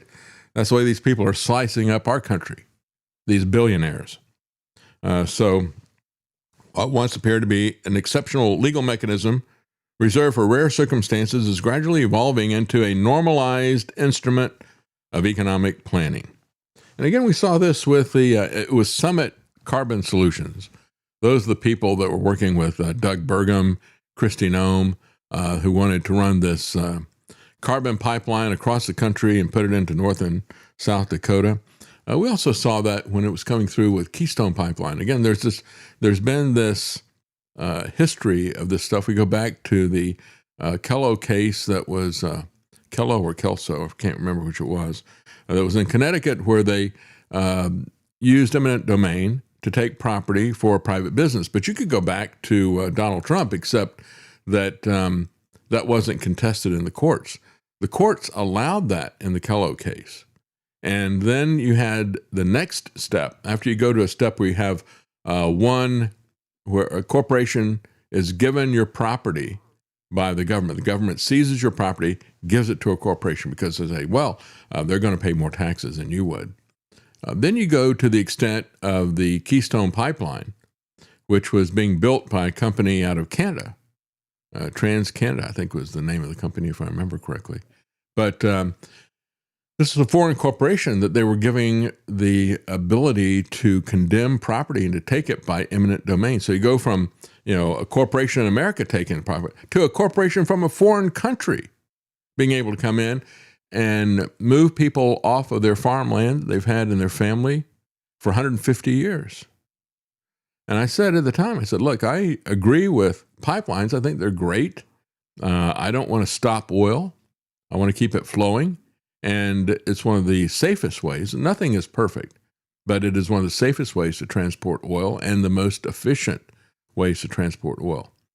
But I don't agree with what they were doing with the Keystone Pipeline in terms of condemnation of property. The backlash became politically severe enough that South Dakota eventually banned the use of eminent domain for carbon dioxide pipelines just in 2025. I guess they had to get rid of Kristi Noem first. What a crook she was. It seems to be a pre-qualification. You got to be somebody like Kristi Noem or Kash Patel or anyway, it's a whole list of these clowns that are in that administration. What makes the situation particularly volatile is the emergence of a broader economic philosophy that increasingly treats ownership itself as inefficient when compared to centralized management systems. And again, this is part of the technocracy, right?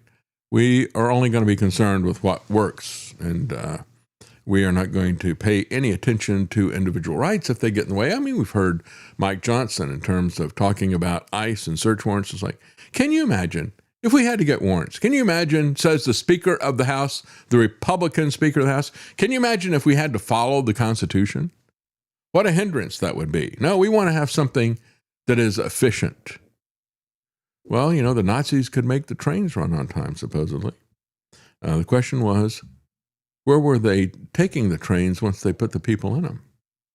The gradual replacement of independent ownership with conditional access controlled by interconnected institutional authorities with ultimate control over property becomes layered beneath zoning commissions, environmental agencies, taxation systems, redevelopment authorities, financial institutions, insurance corporations, and emergency regulatory powers. That's what Trump likes. He likes those emergencies. It's now become instead of the executive branch, you now have the emergency branch. They're capable of overriding individual autonomy whenever larger policy objectives demand intervention.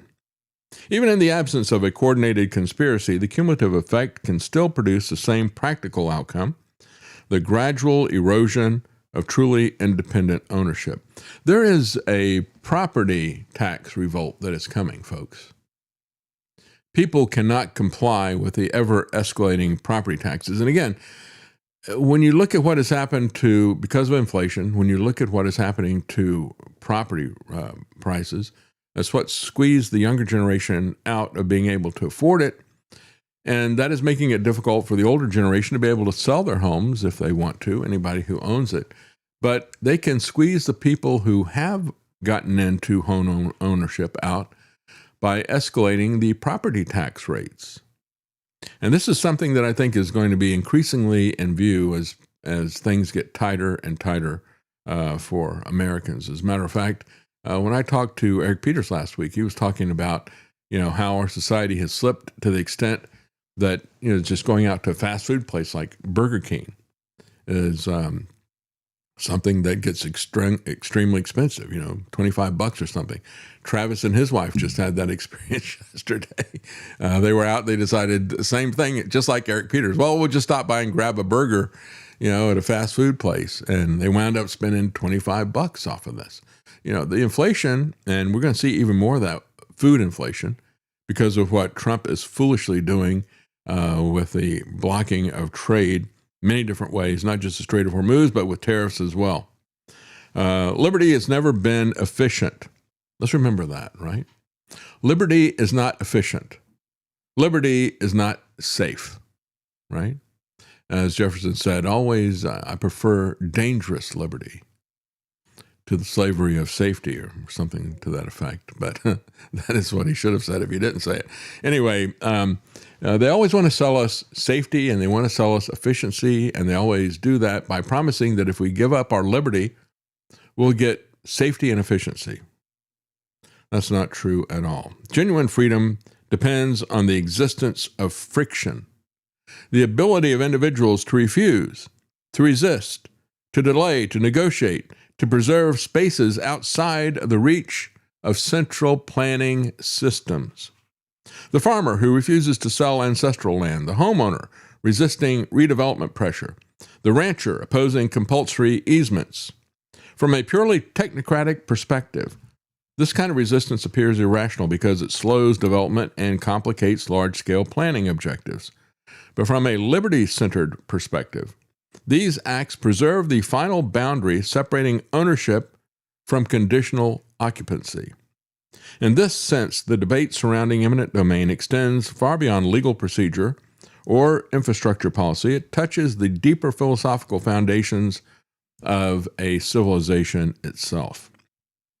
The long-term consequences of this transformation may become even more profound as artificial intelligence, predictive governance systems, and centralized economic planning begin converging into a single, unified administrative framework. That's what we're talking about, folks. And when you look at everything the Trump administration is doing, that points to this centralized, single administrative framework. As I was saying last week, you look at the Genius Act, the Genesis Act, the Clarity Act, and on, all these different things that they're putting in there in terms of crypto, in terms of artificial intelligence, in terms of identification, so we can protect the children from this or from that. And even in terms of E-Verify becoming mandatory and all the rest of this stuff. That is where they're headed. And all of these things are being pushed into place by Donald Trump. And I tell you, the number two person in all this is Marsha Blackburn, the senator, who is going to be the next governor here in Tennessee, most likely.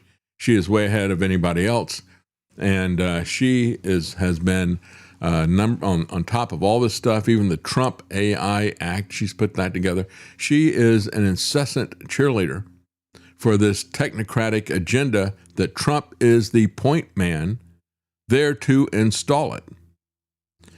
So for centuries, governments lacked the technological capacity to monitor property usage, to monitor energy consumption, environmental compliance, financial behavior, demographic movement, and land productivity. But now they can do it, and they can do it in real time. So their lack of being able to do that functioned as a restraint on centralized authority because they had no moral restraint, they had no legal restraint, and now with the technology, they have no practical constraint either. They're rapidly acquiring precisely these capabilities through these new laws. And so Brian Lutz says, we're going from a civilian to a military economy. And this is exactly what a declining empire's economy always looks like. Empires don't announce their decline. They reveal it in the data. Rome elevated the military as their empire was decaying. Britain did the same thing after 1914. And after 1971, when Nixon severed the dollar from gold, America began the same process. And of course, with the war on drugs, we began militarized policing as well. March 2026, defense capital goods orders were up 18% month over month. Year over year, it is a much larger number. It is now up 80%. Non-defense capital goods, well, they are down 1.2%, which makes it the sixth contraction in 7 months. If you strip out defense production and the headline factory numbers move negative. When you look at our economy, it is basically war and artificial intelligence, which will be used for war, abroad as well as against us. And that is the economy. That is what the stock market is. And that is where all the growth has become. A federal government these days has 3 ways to pay its bills. It can tax, it can borrow, or it can print. Well, if they wanted to tax us for the $1.5 trillion in defense, again, that's $11,100 per household. You got that sitting around on the kitchen table. So that's not going to happen. They would get pushback against that. Every empire elevates the military as the civilian economy decays. Rome did it under Diocletian. The British did it after 1914. America began to do this in 1971. The Vietnam era proof is the cleanest. After the war ended, federal government spending kept rising. The 1969 federal surplus of $3 billion turned into a $23 billion deficit by 1972 with the war winding down. Now we're talking about 1,000 times more. Isn't that amazing? In 50 years, go to the deficit that is 1,000 times bigger. The Pentagon's 2027 national security request will exceed, now they say in this article, $2.5 trillion, but it's $1.5 trillion unless they're including additional replenishment costs. The cost of the war in Iran isn't even in that budget. You can see what the printing looks like. Federal interest expense just crossed $1 trillion trailing 12 months, and the monetary supply measurement of M2 is heading vertical. Mises predicted this curve. The Census Bureau is now reporting it. Eventually, the currency thins out, the military thickens up, and the middle class evaporates between the two of them. Weimar Germany, late-stage Rome, the Soviet Union in its last decade. Each time, the people who held the state's paper currency got wiped. Each time, the people who held gold got out. It's one of the few things that you and I can do, and that is to distance ourselves from this criminal financial system designed for confiscation, and that is to hold physical gold. Again, you can go to davidknight.gold. That'll take you to Tony Arterburn. Think about that. Seriously, think about it. What is it that you can do to prepare? There's a lot of things that you can do to prepare for skills, for growing your own food and that type of thing, but it's also very important to prepare to protect whatever wealth you have and to begin accumulating that. You can do that at davidknight.gold. Well, we're going to take a quick break, and we will be right back. We have a comment here from Jason Barker. He says, we went to Waffle House the other day, and for myself, my wife, and my grandson, we spent nearly $40. We used to be able to eat at Waffle House for about $4 to $5 for a lot of food. Well, did you transport to Waffle House? That's what I want to know. We had that Trump official who says that he transported to Waffle House. There's got to be more to that story. People need to look into that a little bit more. But yeah, Waffle House, $40. Wow. All right, we'll be right back, folks.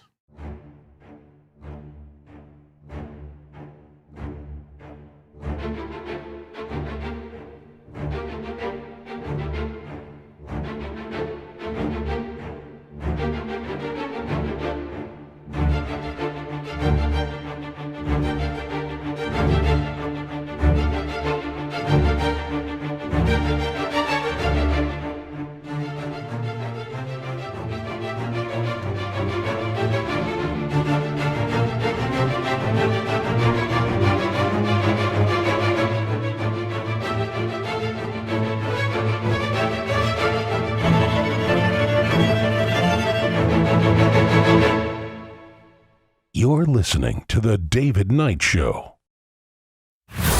If you like the Eagles, On a dark desert highway, the Cars, and Huey Lewis in the News, they say the heart of rock and roll is still beating. you'll love the Classic Hits channel at APS Radio. Download our app or listen now at apsradio.com. Well, we have 1 week left in this test to see whether somebody who opposes foreign intervention, somebody who opposes foreign aid, can they withstand the juggernaut of Zionism in this country? Or are we going to become a Zionist-occupied government 100%? We've already had Jamal Bowman, who was targeted by the Zionists because he opposed support for Israel. We've already seen him go by the wayside. They spent about $25 million opposing him. They've already spent more than that against Thomas Massie. 1 week left. And, you know, when I look at Thomas Massie, there's some things that I would criticize him for. I think he needed to go harder against the pandemic and especially against the vaccine and the aftermath of it. But he's been excellent in terms of fiscal restraint. He's been excellent in terms of going after the Epstein stuff. And, of course, following the Constitution. And so there's far more that I agree with Thomas Massie on than I would disagree with him on. Just 1 week left. And here's what he had to say about how these Zionists are fighting him. So what is the current polling in your race? It's a single point lead for me. It's not very fluid. They've spent $10 million against me. The money poured into this race from outside of Kentucky is basically pushing you to the point of almost losing, and you may lose. Where'd that money come from? Well, it didn't come from regular people. It's come from billionaires, and 95% of it, at least 95%, has come from the Israeli lobby. So I'll give you their proxies. The RJC, which is the Republican Jewish Coalition, AIPAC, the American Israel Public Affairs Committee, Miriam Adelson, Paul Singer, and John Paulson went together. They funded a PAC called MAGA Kentucky, which is neither MAGA nor Kentucky. But when the ad any of them live? Who are those three people? They have been, Miriam Adelson is the gambling magnate who's ironically makes money from the Chinese now gambling and not in Las Vegas. And she's literally an Israeli. Yeah, she was born there. Yep. She's given over $200 million to the president. He puts her on the stage. He says that she's influenced his own policy and attitudes toward Israel. And so she's trying to buy a congressional seat in Kentucky, along with the rest of these groups that are probably, by the way, getting her money as well. And there's also another interesting faction called Christians United for Israel. They're really just another wing of AIPAC and RJC that's been used to co-opt Christians into supporting their position. And their position is more war, it's more strife, it's more bombs, it's send more foreign aid.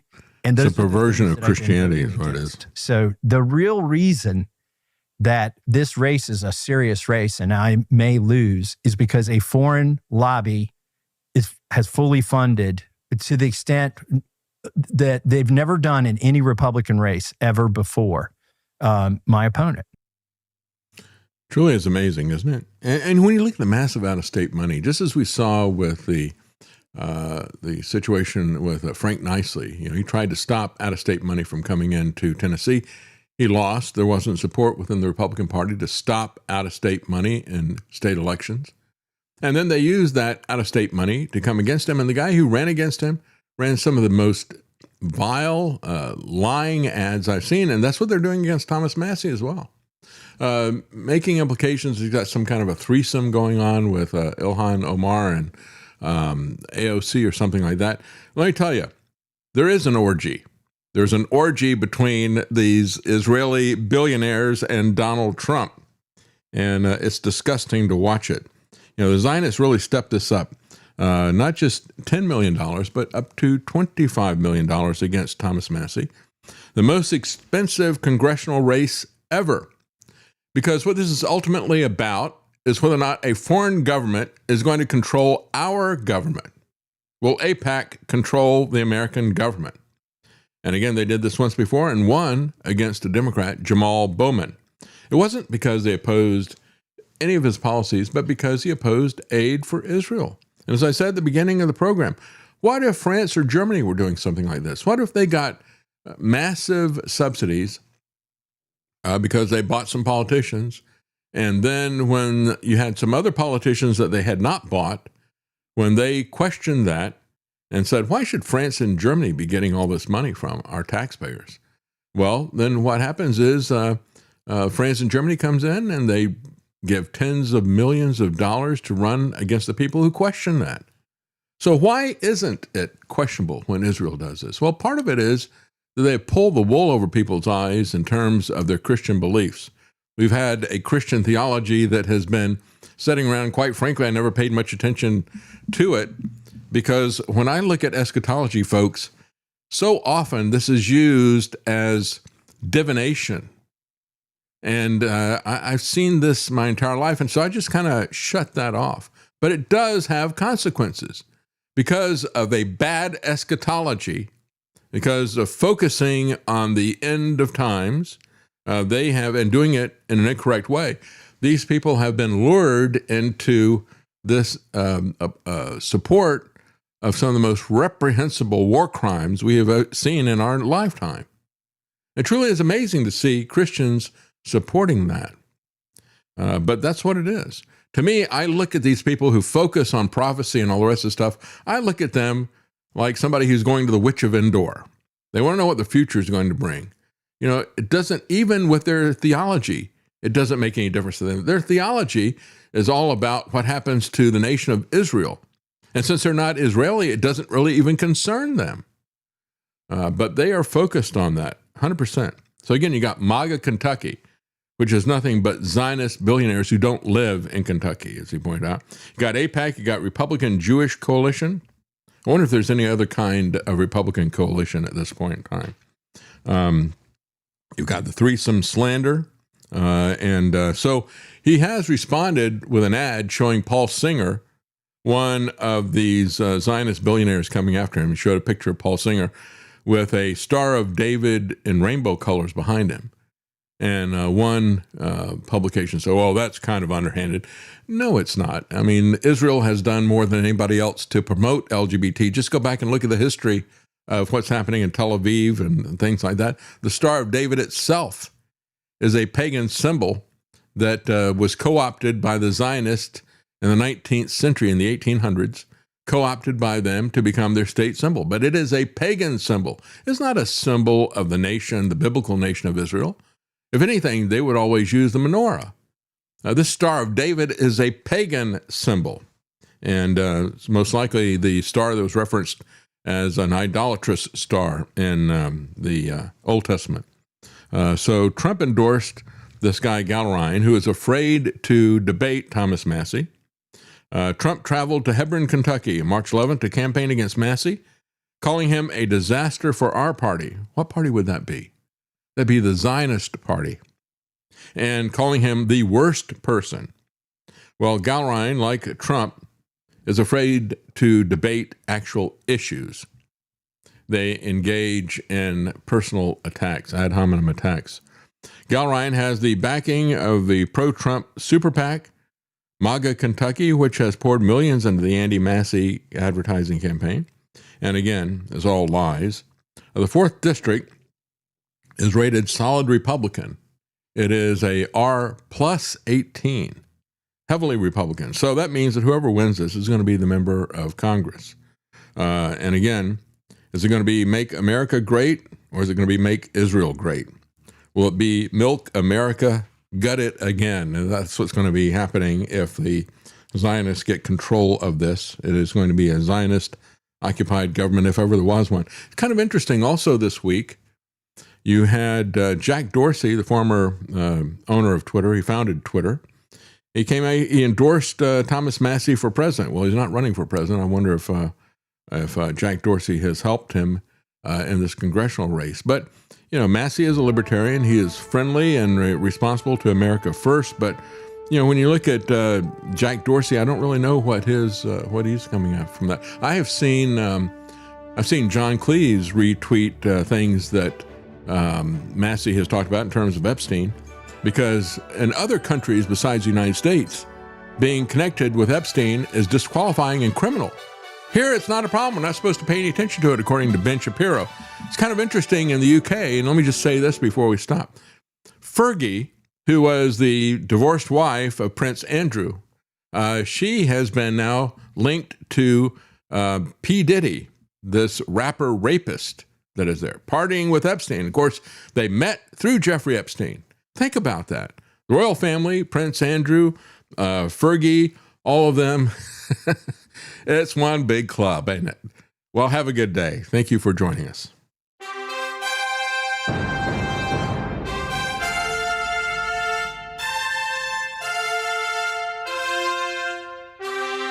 The Common Man. They created Common Core to dumb down our children.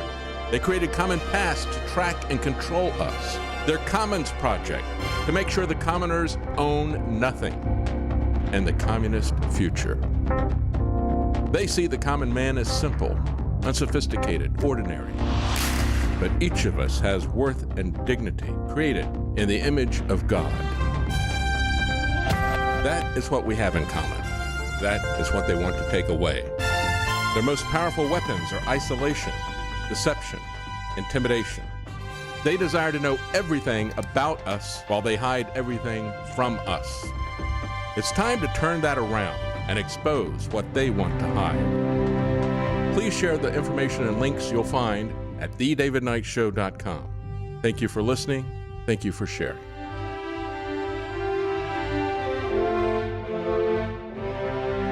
If you can't support us financially, please keep us in your prayers. thedavidknightshow.com.